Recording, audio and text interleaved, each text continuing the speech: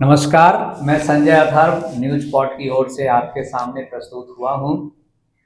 अभी बिहार का चुनाव संपन्न हुआ है और जीत की मिठास और हार का खट्टापन दोनों अभी जनता के ज़हन में बना हुआ है। वैसे में एक विधायक की मैं यहाँ पे चर्चा करना चाहूँगा, जिसकी जीत बहुत लोगों को राहत दे रही है, तो बहुत लोग उस पर भद्दे कमेंट कर रहे हैं। मैं बात कर रहा हूँ मैथिली ठाकुर की। मैथिली ठाकुर परिचय की मोहताज नहीं है। बिहार में ही नहीं, पूरे भारत में, यहाँ तक कि पूरी दुनिया में वो अपने भजन लोकगीतों को लेके कार्यक्रम देती रही है। और साथ में मैथिली ठाकुर की एक विशेषता रही है उसके व्यक्तित्व की, कम उम्र की लड़की पूरी सौम्यता के साथ और पारंपरिक वस्त्रों में हमेशा स्क्रीन पे आती है और एक मुस्कान उसके चेहरे पे हमेशा रहता है। भारतीय जनता पार्टी ने उसकी लोकप्रियता को अपने हित में भंजाने की सोची और उसे टिकट दिया और उसने जीत हासिल भी की। लेकिन कुछ लोग उस पर तरह तरह का भद्दी टिप्पणी कर रहे हैं, जो मेरे नज़रों में निहायत गलत है।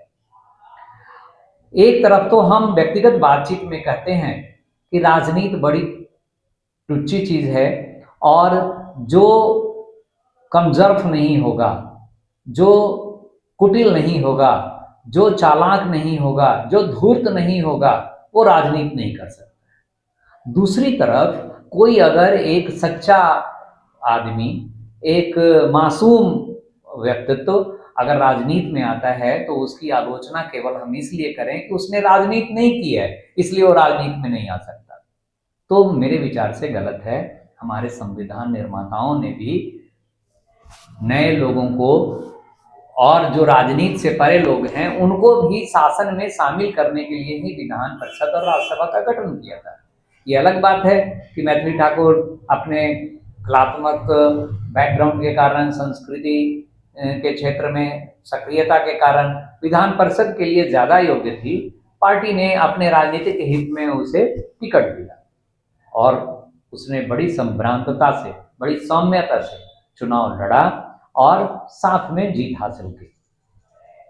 ऐसे में हमें खुश होना चाहिए कि राजनीति में जो लोग हाशिए से भी बाहर ढकेल दिए गए थे, अब उनके लिए मैथिली ठाकुर एक नया स्पेस बना रही है, नया जगह बना रही है कि जो राजनीति की चालबाजियां नहीं जानते हैं वो भी राजनीति में सक्रिय भूमिका निभा सकते हैं। मैथिली ठाकुर का जो प्रभा मंडल है, जो उसने अभी तक अपने कलात्मक सक्रियता से बनाया है, उसका उपयोग वो वहाँ की स्थानीय जनता के लिए भी कर सकती है। क्योंकि मैंने देखा प्रधानमंत्री मोदी से मुलाकात कर रही है, वो नीतीश कुमार से व्यक्तिगत रूप से मुलाकात कर रही है। मैं समझता हूं कि एक विधायक की जितनी पहुंच होनी चाहिए, उससे कहीं अधिक पहुंच मैथिली ठाकुर की होगी। और वैसे में मैथिली ठाकुर अगर सचमुच में सक्रिय होती है, तो जिस क्षेत्र का वो प्रतिनिधित्व करने को उसने ठाना है, जिसकी जिम्मेवारी उसने उठाई है, उस क्षेत्र में वो ज़्यादा काम कर सकती है। बल्कि मैं तो कहता हूं कि मैथिली ठाकुर अगर 5 साल अपना कार्यकाल गैर विवादास्पद होकर भी गुजार ले, तो ये लोकतंत्र के ऊपर एक उपकार होगा। क्योंकि जैसे ही हमारे हाथ में पावर आता है, हम भ्रष्ट हो जाते हैं। तो अगर मैथिली ठाकुर भ्रष्ट आचरणों में नहीं फंसती है, अगर किसी विवाद में नहीं आती है, जैसे कि हमारी शुभकामना है, तो निश्चित रूप से यह बिहार की तरफ से एक अच्छा संदेश जाएगा पूरे भारतीय लोकतंत्र को, और हम कह सकते हैं कि दुनिया के लोकतंत्र को भी, कि एक गैर राजनीतिक आदमी भी राजनीति के क्षेत्र में अपनी लोकप्रियता, अपने सौम्य चेहरे के कारण आएगी और एक नई दुनिया बनाएगी।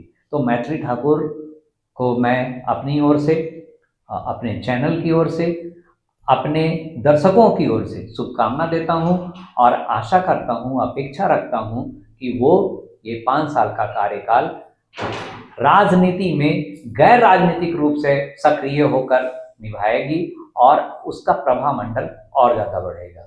धन्यवाद। नमस्कार।